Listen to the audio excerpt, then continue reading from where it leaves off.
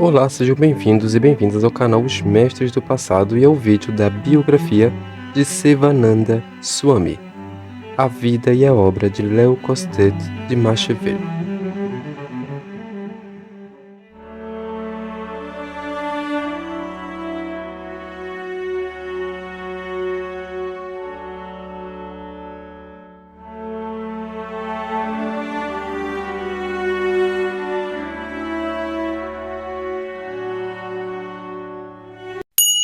Sejam bem-vindos e bem-vindas ao canal Os Mestres do Passado. Sou o irmão Léo. Esse vídeo é a biografia de Sri Sivananda Swami, Léo Costet Macheville, Gerel. Se você gosta desse conteúdo, se inscreve no canal, deixa seu comentário, por favor, ao longo do vídeo, curte e compartilha para aqueles que podem se interessar também. Lembrando que você pode contribuir sim para esse conteúdo assinando o canal aqui embaixo e tendo acesso aos vídeos com antecedência ao conteúdo exclusivo para os membros assinantes. Você pode também fazer doações de qualquer valor para a chave Pix osmestresdopassado@gmail.com. Vamos para a biografia de Sivananda Swami. Essa é uma pesquisa pessoal, não possui a intenção de ser uma verdade absoluta, é passível de erros e, como qualquer biografia, ela pode ser melhorada. Nossa história começa em 1895. Albert Raymond Costet Macheville, Sédayor, e a sua esposa, senhora Nili Bourdieu, a Soror Alopair, estavam em viagem ao Egito, explorando as antigas iniciações, atendendo ao pedido de Papus e da ordem cabalística da Rosa Cruz. Ao regressarem à França, eles dão à luz a Léo Costet Macheville no dia 22 de março de 1901, a capital do martinismo da época. Sédayor era um dos delegados da ordem martinista. Carolei, meu filho, vou ter que lhe ensinar a primeira regra nossa. Primeiro, calma. Depois, calma. Depois, outra vez calma. E pode-se então começar a tratar do caso, seja qual for. 22. Esse é o meu número oculto. Sivananda Swami, no livro O Mestre Philippe de Lyon. O jovem Léo, desde a infância, foi muito bem instruído e correspondia às expectativas e aos ideais dos seus pais. Um filho do amor cuja alma foi atraída no meio das escavações, das iniciações, dos estudos na terra das pirâmides e dos faraós. Os pais eram amigos dos egiptólogos, museólogos, iniciados, magos. E também eram amigos do mestre Philippe de Lyon. Léo, na infância, adorava cuidar dos animais de estimação. Recebia visitas dos amigos invisíveis e conversava com eles. Naturalmente pareciam coisas da imaginação de criança. Ao crescer, os amiguinhos invisíveis do jovem Léo se mostrarão mais do que simples imaginação. No ano de 1909, o casal vem cumprir uma missão espiritual nas Américas. Missionados por um bispo gnóstico, Jules Donnel, eles viajam para a Argentina. E no ano de 1910 eles chegam ao Brasil, novamente missionados pela espiritualidade. Da infância para a juventude, teremos o despertar do jovem Léo no seio de uma família de iniciados de místicos. Ele acompanhou o pai, que era músico, em suas viagens para fundar conservatórios de música em Buenos Aires. A influência positiva da educação musical para crianças no desenvolvimento da inteligência e da criatividade é mais do que comprovado atualmente, e isso refletirá, por analogia, na alma do jovem Léo. Na juventude, ele se interessa pelos mistérios da constituição e da transformação da matéria, a química. Ele estava então com 16 anos. A filosofia também era uma das suas paixões. Seus estudos com as grandes mães, a química e a filosofia, gradativamente o conduziram à investigação das origens dessas ciências, as artes ocultas dos antigos alquimistas, filósofos, magos e místicos. Aos poucos, as suas memórias e experiências encarnatórias regressam. Ele pôde inclusive ter visões claras dos aprendizados em outras experiências encarnatórias.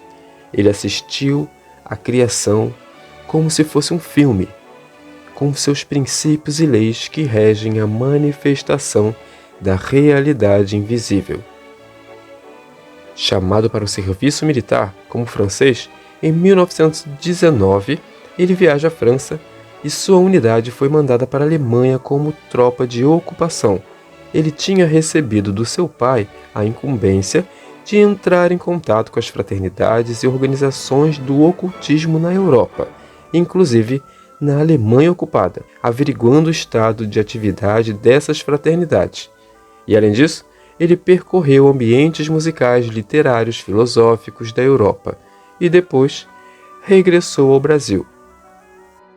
Na pátria-mãe que o acolheu, Léo apaixonou-se por uma enfermeira francesa que trabalhava na linha de frente do combate à cólera e à peste, essas que ameaçavam a Europa no pós-guerra. Ela tinha 37 anos de idade e ele, 22. Mas como um louco, como um aventureiro e em busca por experiências, ele saiu de casa na data do seu aniversário, no dia 22 de março do ano de 1922, às 22 horas. Ele renunciou a tudo, posição, bens materiais e a família, ao título de visconde, em busca de um chamado que ele não compreendia ainda, mas que ele pressentia. A semente do desejo estava latente como uma bolota dentro do Léo. Nessa vida, nunca gostei de fazer nada como todo mundo, por causa desse cheirinho de mofo que a rotina sempre tem. Sivananda Swami.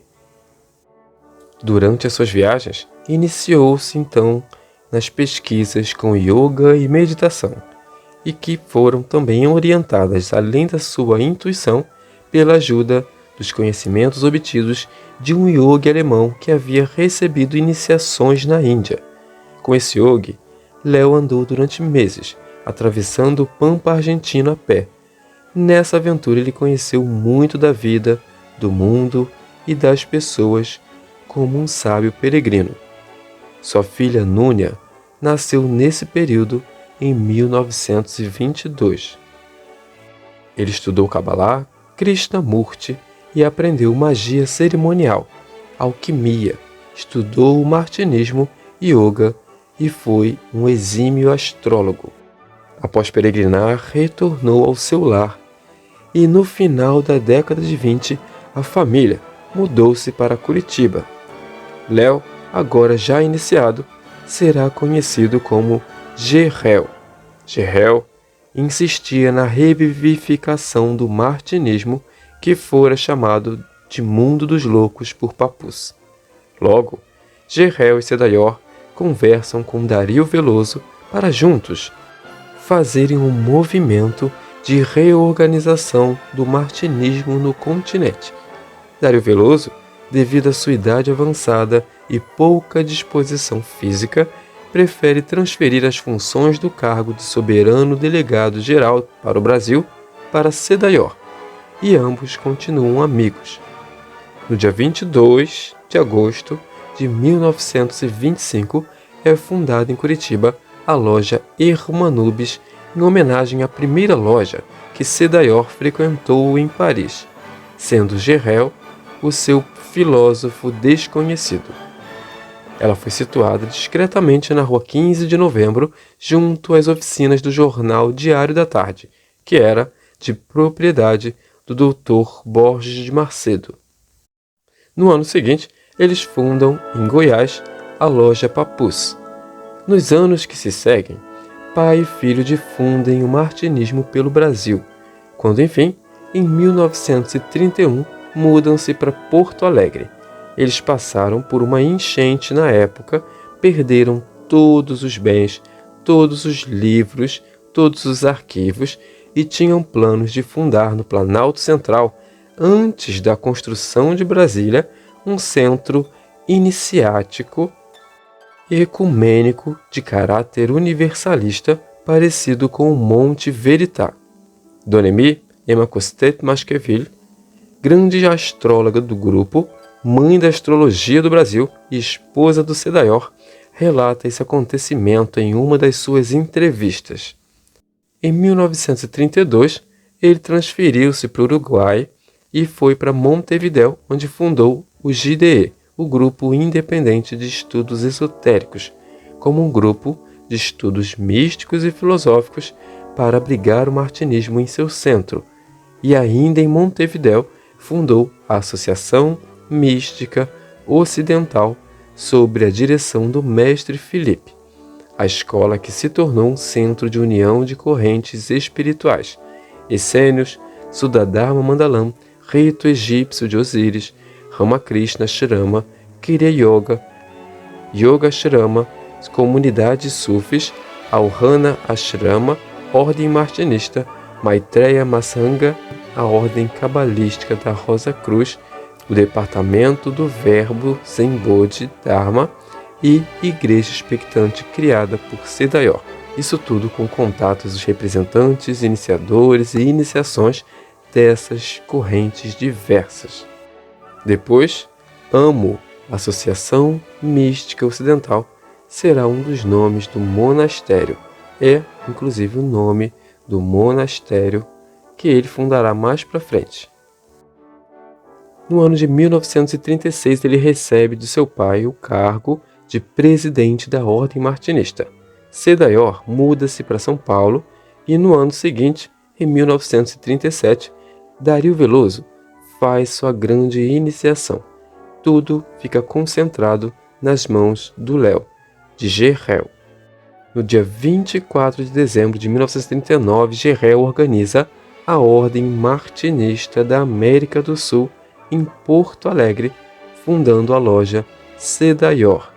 A Ordem Martinista da América do Sul deveria ser uma miniatura da ordem estabelecida por Papus na França. Gerrel criou também a revista La Initiation, como um veículo para a comunicação e expansão da ordem. Ele também esteve em contato nesse tempo com a Sociedade Teosófica. Esse projeto teve uma existência passageira e foi logo dissolvido, pois nós estamos num período entre as guerras. A iniciação, com sua proposta de liberdade, consciência, autonomia, independência e liberdade filosófica, precisa se recolher um pouco para que os invernos passem e chegue a primavera. Aos poucos, ao mesmo tempo, a vida de Sivananda Swami desmorona. Ele passa dificuldades tão grandes que chega ao ponto de não ter alimento. Sua companheira Lotúcia tinha também, como nós falamos, problemas de saúde e, em comum acordo, ela permite que ele tenha uma nova companheira e então eles vão vendendo a pólice, ele com Louise, que vendia um seguro de porta em porta. Muitos discípulos entravam, pediam orientações, aulas e não se preocupavam com a educação básica de simplesmente perguntar se estava tudo bem com o mestre. E em meio a essa fase difícil, essa noite negra, algo extraordinário acontece para mudar a vida de Sivananda Swami. Nessa década de 40, veio um senhor de idade para lhe entregar um pequeno baú que continha um acervo cerimonial, intelectual e místico de uma antiga e venerável sociedade dos Himalaias, o Shuddha-dharma Mandalam. Ele entra em contato então com o iniciador externo, o Guru Subramaniananda, de quem ele recebe a iniciação e a ordenação como membro da Ordem dos Swamis da Shuddha-dharma Mandalam. Nesse momento, a vida financeira, espiritual, pessoal de Léo Costet-Masqueville muda. Sri Sivananda agora passa a trabalhar junto com sua nova companheira Sadhana liquida o passado, vende todas as suas posses e as posses de Sadhana para adquirirem um jipe, um trailer. Assim, eles viajam peregrinando, iniciando e distribuindo a luz. Em junho de 1952, Sivananda e Sadhana, dirigindo o jipe para puxar a ermida do serviço rumo ao norte, atravessando o Uruguai e o Brasil, parando em todas as cidades e dando palestras públicas sob o lema "O sacrifício de Jesus e de Mahatma Gandhi nos unem a todos". Anos depois, ele escreveria o livro de O que Caminé por el Mundo, que contém a síntese da sua doutrina pessoal, reeditado em português por seus discípulos no Brasil mais tarde. O dom da palavra fluía elegantemente dos seus lábios. No Brasil, ele teve diversas atividades, entre as quais se destacam como de agrimensor, gerente de circo ambulante, instalou uma fábrica de lubrificante de automóveis, da qual ele era o gerente-diretor, comprador de matéria-prima, químico responsável, operário que fazia todo o trabalho de produção e embalagem e, finalmente, vendedor representante vestido de terno, até que um dia a fábrica pegou fogo. Ao que podemos ver, nunca se apegou nem ao seu diploma de químico, nem ao seu título de visconde, e nunca se apegou a essas posses materiais, desfazendo-as sempre que eram preciso. E com a força do impulso e iniciativa, ele recomeçava tudo de novo, sempre rigoroso e honesto com as suas finanças. Sivananda Swami gostava de um bom copo de vinho, como um bom francês que era, assim como o papuz Eliphas Levi. Sivananda também tinha um excelente humor. Diz ele em uma das suas obras: "Por acaso a vida não é outra coisa senão fazer de conta?" Continuaremos essa história no próximo vídeo, na parte 2.